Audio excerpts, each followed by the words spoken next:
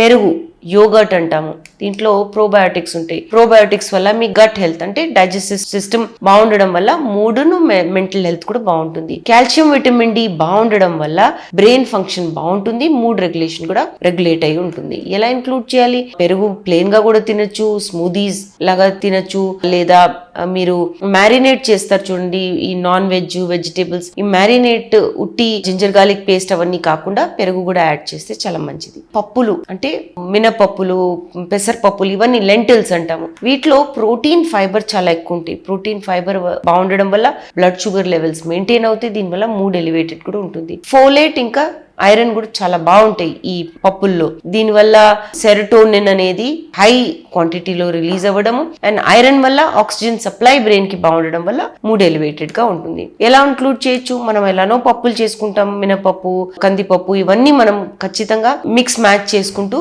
Include చేస్తే చాలా మంచిది. సూప్స్, సాలెడ్స్ లో కూడా వేసుకోండి, కిచడీలు చేసుకోండి, దాల్తో పరాటాలు కూడా చేసుకుంటారు, అది కూడా చాలా మంచిది, ఇంక్లూడ్ చేయొచ్చు. కొన్ని అడిషనల్ టిప్స్ అండి, బ్యాలెన్స్ డయట్ మెయింటైన్ చేయండి, ప్రోటీన్స్ కూడా ఇంక్లూడ్ చేయాలి. ఇప్పుడు ఇవే చెప్తున్నాను కాబట్టి ఇవి ఇంక్రీజ్ చేయకుండా అన్ని బ్యాలెన్స్డ్ గా తీసుకోండి. Fruits, vegetables, proteins, regular exercise చేస్తే కూడా ఎండార్ఫిన్స్ లెవెల్స్, ఇవి చాలా ఇంపార్టెంట్ హార్మోన్స్ స్ట్రెస్ లెవెల్స్ తగ్గించడానికి. సో ఇది కూడా చాలా మంచిది. ఎక్సర్సైజ్ చేయండి, సరిగ్గా నిద్రపోండి, నిద్రపోతున్నప్పుడు హార్మోన్ రెగ్యులేషన్ బాగుంటుంది, మూడ్ స్టెబిలైజేషన్ కూడా చాలా చక్కగా ఉంటుంది.